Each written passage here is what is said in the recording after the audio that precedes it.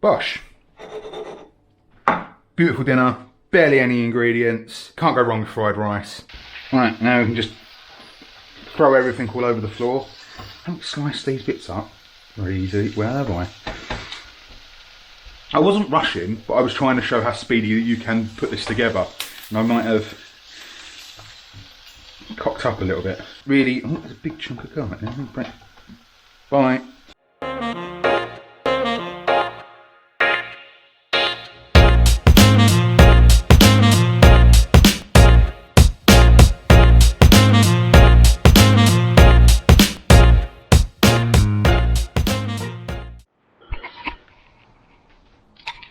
Howdy.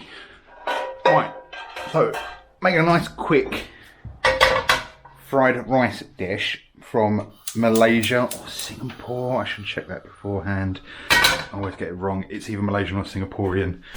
I feel bad now that I'm probably getting it wrong. So it's called Nasi Goreng, which I'm probably pronouncing completely wrong. But it's really quite simple. Not much in the way of ingredients.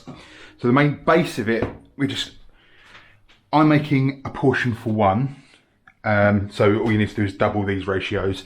I'm probably making slightly more than one. I'm making a big portion for one. It's quite a small onion. You probably only need half an onion. A couple of cloves of garlic, because it's quite a garlic forward dish. Chilli, that's a bit mankesh. I'm gonna get another one. That's been in the fridge a while, I think. Might only use half of that chilli. I don't know. Right. The main thing is, so usually chicken or sometimes prawns. I'm doing prawns. So the prawns have been prepared ahead of time. I'm gonna quickly go back in time to show you how I peeled them and deveined them and marinated them. If you want to skip that, because you might not want to see me peel prawns, or you might not be using prawns, or you might be using already peeled prawns, jump to this time. Alright, so that's a few hours ago. And I'm just going to, so the prawns, they've just been defrosting in a bit in Tupperware in the fridge, because they're raw meat, so that keeps them nice and contained, so you haven't got to worry about any cross-contamination. Like I said before, best prawns you can buy, frozen, raw, shell on, because they freeze them on the boat and it's the best quality, unless you live in Cornwall and they're literally bringing them in from the estuary alive. You're not going to get better quality than this. If you're using already shelled prawns or already cooked prawns or anything like that, completely skip this step. And a bit grisly as well, so if you don't want to see how to shell a prawn, I mean most people probably do know how to shell a prawn, but I'm just going to quickly go for that. But I'm also going to clean them. I'm going to take out the vein. I can see, I don't know if you can, but like, through the translucent shell and the shell, the carapace and the flesh, just running down the back there, I can see it better there. See that line there? That's called the vein, and it runs from the back of the head all the way down the back, out the bottom. That is where they poop from. That's a line of, that's their digestive tract. Smaller the prawn, it's usually not worth taking it out. As soon as you sort of get to this size prawn, I like to, only because you can eat it, it's fine. It's just, tastes a bit bitter and it can be a bit grittier. So especially if you get to bigger prawns, you really, like, you know, you get the massive huge tiger prawns. Really, you do need to clean them out. I'm going to do it on these ones. If you aren't fussy, don't worry about it. So, I like to get everything, as soon as you start handling raw stuff, you don't want to start touching those stuff. So, I like to get everything ready. I've got raw prawns, a bowl for all my rubbish, chopping board, a little small, very sharp knife, a bit of kitchen towel, kitchen roll, whatever you want to call it, and a bowl for our final prawns. So first and first, I'm just going to shell them all. I'm not going to do them one by one. So if you've never shelled a prawn before, the easiest way to do it is if you grab it so this is all the head. If you grab it just sort of like by the cheeks at the back and just pull it gently and twist a little bit, it will come away like that. And use it to scoop any of the bits off. And then generally the easiest way is if you just go underneath and peel the legs out and around and over. And then just don't dig into the meat too much. Some prawns are easier to shell than others, but if you just gently roll them all away from each other, you end up with that. Now, a lot of people leave it here because they like to leave that little bit of towel on just for presentation. I'm not going to do that because it's all going in thing. There's a fair bit of meat going down here, and on the bottom there's like almost like a flat spot. And if you just go in there with your two thumbs pull it apart and then gently wiggle the towel off. Peel a bit more. You end up with that last little bit of meat that's in the towel that usually people end up forgetting about. So I'm going to quickly go through, peel all of these, and come back and we'll devein them. Right, there we go. So I'm just going to give them a quick rinse, just to get rid of any, you'll sometimes get bits of leg or antenna just sticking to them, hitch along for a ride. You can see they don't always come out as easy as others. Don't get too het up about just how good they look. As long as you don't waste a load of the meat, jobs are good, and good to check as well to see if you've got any little bits of shell left over. If you want to be super non-wasteful, you can freeze all of that, and then, or use it to make stock. Well, freeze it until you need it, and then you use it to make stock. Makes really good seafood stock, shrimp stock, depending on your nomenclature. Right, so prawns, deveining. Let's get one that's right. Now the shells, I think it should be even easier to see. See that black line that runs all the way down the back, and it sort of like slots in down to the bottom there. Now all we need to do, I like the sharpest knife you've got, but also quite a small one. You don't want to be going into this with a cleaver.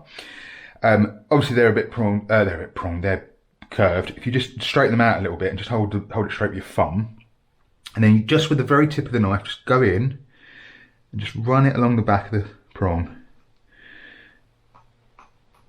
And you should be able to just fold it over, and in there, if you've done it right, you can get it out in one, but it doesn't matter if you can't get it out in one. See, yeah, I broke that. But if you're struggling, what you can do is just get a bit of kitchen roll and just wipe it out like that. Like I said, there's nothing wrong with eating it. It's not poisonous. It's just can be a bit gritty and a bit bitter. And also, as they cook, so this is also going to see how it's opened up. More surface area for a marinade, which we can do in a minute, and also they just kind of look a bit prettier, whereas the way they sort of like butterfly open. Just going to do this one again. So watch your thumb, but I just tend to try and hold it straight. Go in at the top and just work your way down. Don't need to go in far.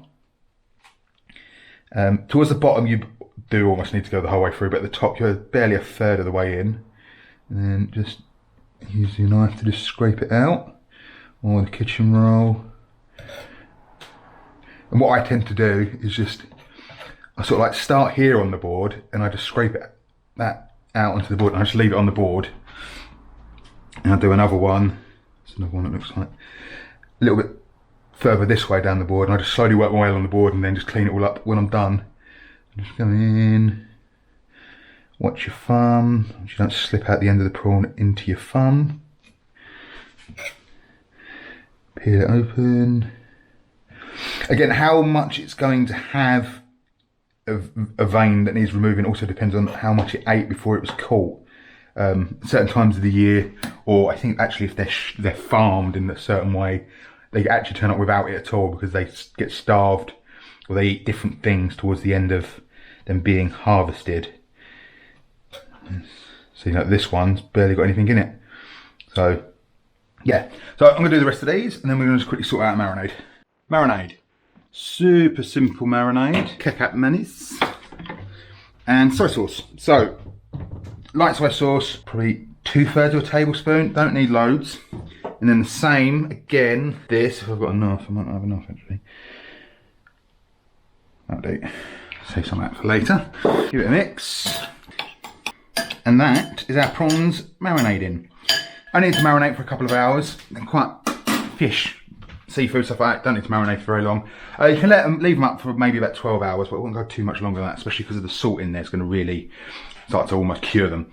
But as it stands, it's almost, for a couple of hours, it's almost like a brining for the salt from the soy sauce and then the sweetness. So I will stick them I'm going to cover them and I'll stick them in the fridge and jump forwards to present time. So if you did jump ahead, that's just been marinated in some Kecap Manis and some soy sauce.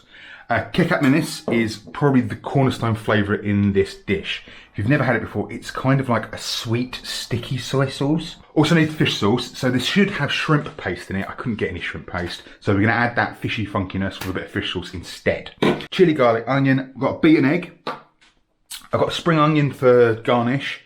This definitely isn't traditional. Most of this probably isn't. A few frozen peas, just because I don't know why, but I always feel like a fried rice dish isn't complete without some frozen peas. The other thing is the rice.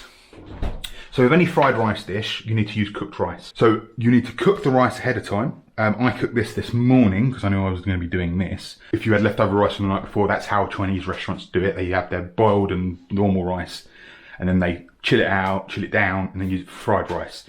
You have to cook it ahead of time, and you have to chill it down. Otherwise, if you just cook the rice normally and then chuck it in, you're going to get really soupy, clumpy, almost like a risotto-y sort of thing. It's just not going to work. It's a similar sort of science to doing double cooked chips. So you cook it once so it's cooked through and it's fluffy and it's nice and it's edible. But then you chill it down. I spread it out over a tray like this so it chills down even quicker, because rice you do need to be careful with. You don't want to hold it in the danger zone because it can start to germinate and give you really bad food poisoning. Spread it out in a baking tray when it's even just straight out of the pan once it's cooked.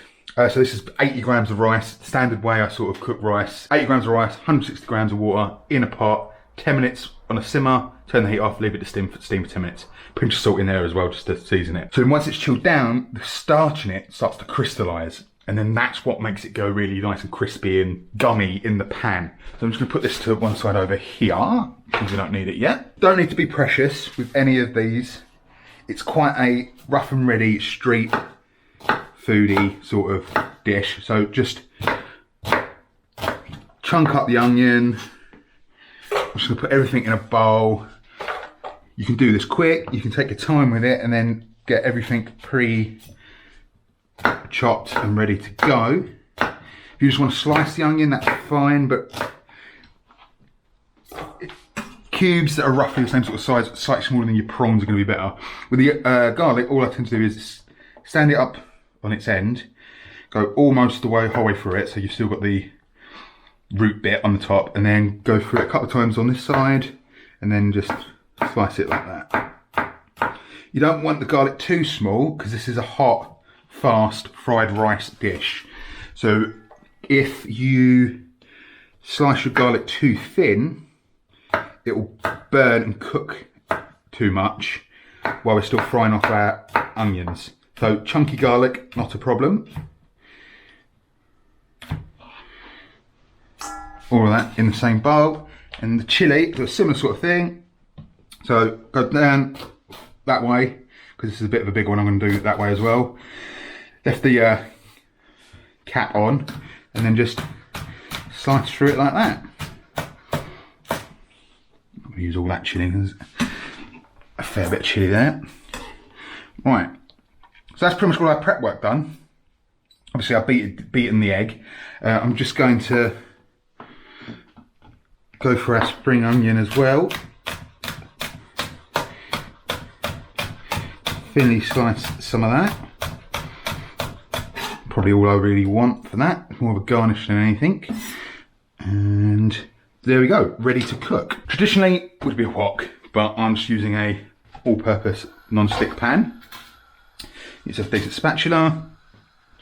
Tablespoon or two of vegetable oil. When it's quite hot, not screaming hot Chinese stir fry, but you still do want a fair bit of heat in there. I'm going to go in there with our aromatics. I'm just going to stir fry them, really only just till it starts to get aromatic. You don't want to burn anything, so keep it all moving. So what I like to do on this, I'm on my biggest burner, but I put the pans to one side, so I have a hotter side and a cooler side. So that way you kind of get the same, you know, like when you're cooking with a wok, you have the hot, really hot bit at the bottom, but you can pull stuff up the sides. It's a bit cooler. Right, so they're nice and aromatic. You push them to one side, the cooler side of the pan. If you're using a wok, you can pull them up to the sides. Now we're gonna just go in there with our pre-prepared prawns. And they're just gonna go in there as well. They're not gonna take long at all. It's gonna start smelling amazing now, because that soy sauce and caramelised Kecap Manis that they've been marinating in is going to caramelise in the pan, and we're going to start to get some really nice, savoury, sweet, salty smells. We're just going to quickly stir fry those prawns, flip them over.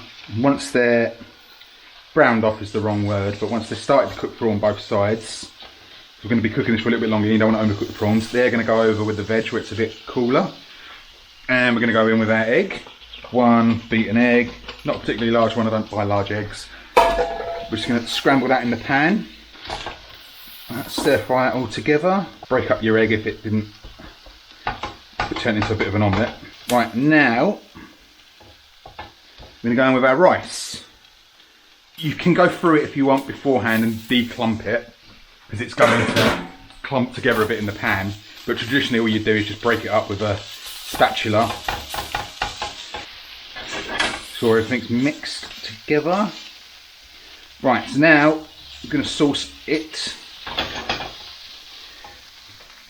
You want slightly shy of a tablespoon of soy sauce, slightly shy of a tablespoon of Kecap Manis, which I've just about got, and a teaspoon of fish sauce.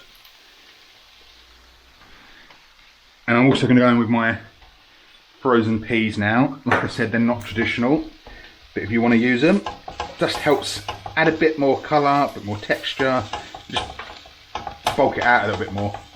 Feel free not to make as much of a mess as I am. Alright, and we're pretty much there. I'm just going to go through my spring onions just before the end. So your rice should all be not clumpy. That's why you have to cook it and chill it, otherwise it would just turn into a big stodgy mess. So there you go, that is that. The prawns have finished cooking through and your rice has started to get, you almost sort of start to see it dance in the pan. There we go, Nasi Goreng. So traditionally this would be served with a fried egg on top. Again, just to round the meal off a bit. I'm not going to bother with that right now, but you can do it if you want. Like I said again, I've cooked a decent portion for one, a dinner for one, or if you're having this as a side, it's probably enough for two. And that I could probably do in real time, because that was less than 10 minutes. Bosh. Beautiful dinner, barely any ingredients, can't go wrong with fried rice. Works any time of the year, it's not a summer dish, is it? It's not a winter dish, it's just, but it's nice, it's comforting, it's kind of sweet and salty. There you go, quick, easy, fried rice dish. If you can get a different shrimp paste, use a little bit of shrimp paste instead of the fish sauce. I couldn't get shrimp paste. Kecap Manis you can get almost anywhere these days. Sainsbury's almost always has it. But yeah, that's that. Not much, no point in me rambling on. Dinner's sorted. Like, comment and subscribe and all that jazz. And I will see you when I next see you. Be good and see you later. Bye.